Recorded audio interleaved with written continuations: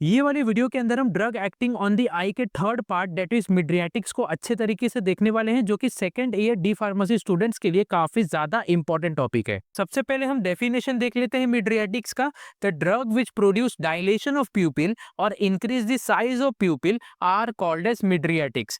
For example atropine and epinephrine. ऐसे drugs जो हमारे प्यूपिल के अंदर डायलेशन इफेक्ट को प्रोड्यूस करते हैं, या फिर ऐसे ड्रग्स जो हमारे प्यूपिल के साइज को इंक्रीज करने का काम करते हैं, ऐसे ही ड्रग को हम मिड्रियाटिक्स बोलते हैं। इसके एग्जांपल्स होते हैं एट्रोपिन एंड इपिनेफ्रिन। जैसा कि हमने इस वाले वीडियो लेक्चर में देखा था कि हमारे आइरिस के अंदर एक मसल होता है जिसको हम बोलते हैं डायलेटर प्यूपिले। इसी डायलेटर प्यूपिले को रेडियल मसल भी बोला जाता है।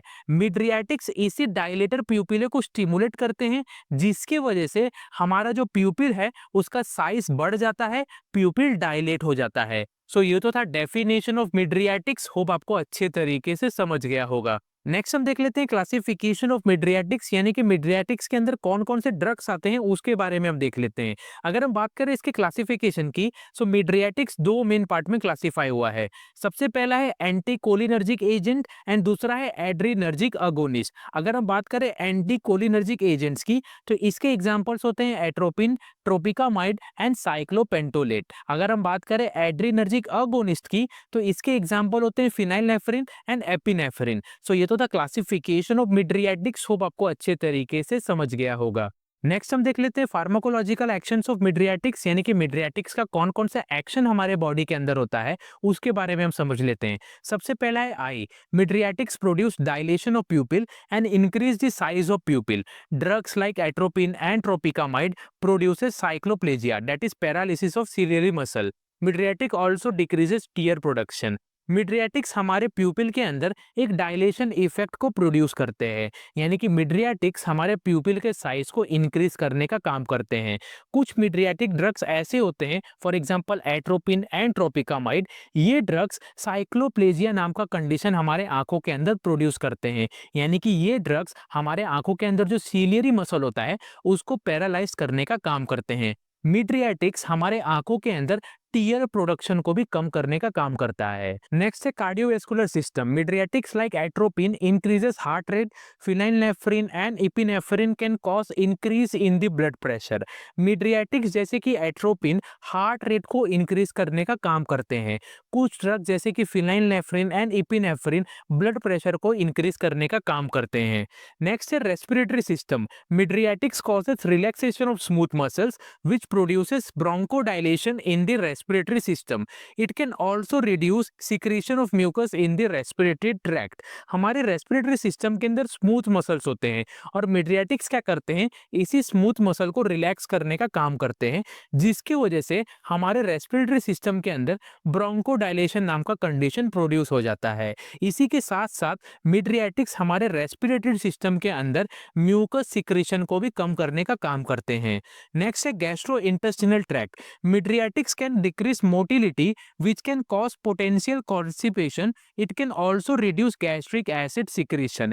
Midriatics हमारे gastrointestinal tract का जो motility होता है उसको डिक्रीज करने का, उसको कम करने का काम करता है, जिसकी वजह से कॉन्स्टिपेशन होने के भी काफी ज्यादा चांसेस रहते हैं। इसी के साथ साथ मिड्रियाटिक्स हमारे गैस्ट्रोइंटेस्टिनल ट्रैक्ट के अंदर गैस्ट्रिक एसिड सिक्रीशन को भी कम करने का काम करता है।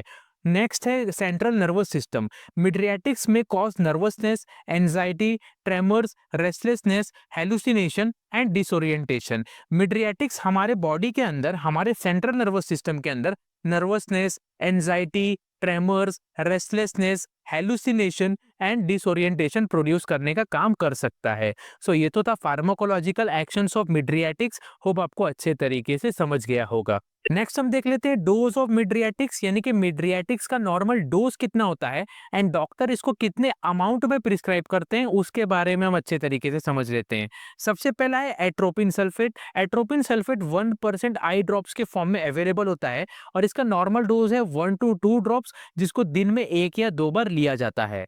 नेक्स्ट है tropicamide. Tropicamide 0.5 to 1% eye drops के फॉर्म में अवेलेबल होता है और इसका नॉर्मल डोज होता है 1 to 2 ड्रॉप्स, जिसको डेली दिन में 2 बार लिया जाता है। इसके बाद है साइक्लोपेंटोलेट। ये भी 1% आई ड्रॉप्स के फॉर्म में अवेलेबल होता है। इसका नॉर्मल डोज होता है 1 टू 2 ड्रॉप्स और इसको भी दिन में 2 बार लिया जाता है।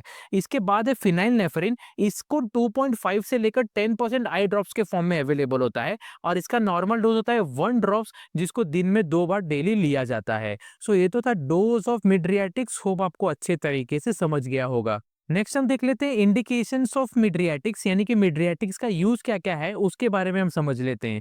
It is use to treat painful eye conditions. काफी सारे पेशेंट ऐसे होते हैं जिनके आंखों में काफी ज्यादा दर्द रहता है। इसी आंखों के दर्द को ठीक करने के लिए मिड्रियाटिक्स का यूज किया जाता है। It is use to treat uveitis. Uveitis को ठीक करने के लिए भी मिड्रियाटिक्स का यूज किया जाता है। यूवीआईटिस एक आंखों का डिजीज होता है जिसके अंदर आंखों के जो मिडल लेयर होते हैं उनके अंदर स्वेलिंग हो जाता है। जैसा कि आप अपने स्क्रीन पर ये पिक्चर देख सकते हैं, यूवीआईटिस के अंदर पेशेंट का जो आंख है कुछ इस तरीके से दिखाई देता है। It is use to treat amblyopia. Amblyopia disease को ठीक करने के लिए भी मिड्रियाटिक्स का यूज किया जाता है। एम्ब्लियोपिया भी एक आंखों का डिजीज होता है जिसके अंदर पेशेंट को कोई भी पिक्चर ब्लर दिखाई देता है, अच्छे तरीके से नहीं दिखाई देता। It is use to dilate the pupil for cataract surgery. Cataract surgery के अंदर भी मिड्रियाटिक्स का यूज किया जाता है। It is use for ocular examination. Mydriatics का यूज ऑक्यूलर एग्जामिनेशन के लिए भी किया जाता है, यानी कि अगर किसी डॉक्टर को यह चेक करना हो कि पेशेंट के आंखों के पार्ट्स अच्छे तरीके से काम कर रहे हैं या नहीं, तो ऐसे कंडीशन में डॉक्टर मिड्रियाटिक्स के जरिए ये पता लगाते हैं। तो ये तो था इंडिकेशंस ऑफ मिड्रियाटिक्स, होप आपको अच्छे तरीके से समझ गया होगा। नेक्स्ट हम देख लेते हैं कॉन्ट्रा इंडिकेशंस ऑफ मिड्रियाटिक्स, यानी कि कौन कौन से ऐसे कंडीशंस है, कौन कौन से ऐसे डिजीज होते हैं जिस टाइम पर मिड्रियाटिक्स को अवॉइड करना चाहिए।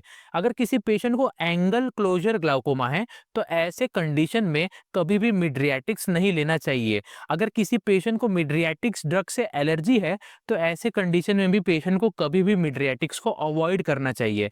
अगर कोई छोटा बच्चा है, इन्फेंट है, न्यूबॉर्न है, तो ऐसे बच्चों को, ऐसे पेशेंट को भी मिड्रियाटिक्स नहीं देना चाहिए, क्योंकि वैसे पेशेंट के अंदर टॉक्सिसिटी होने के काफी ज्यादा चांसेस रहते हैं। अगर किसी पेशेंट को कार्डियक डिसऑर्डर है तो ऐसे कंडीशन में भी मिड्रियाटिक्स को अवॉइड करना चाहिए। सो ये तो था कॉन्ट्रा इंडिकेशंस ऑफ मिड्रियाटिक्स, होप आपको अच्छे तरीके से समझ गया होगा। सो यहाँ पर मिड्रियाटिक्स अच्छे तरीके से खत्म होता है। होप आपको ये जो पूरा का पूरा टॉपिक है अच्छे तरीके से समझ गया होगा।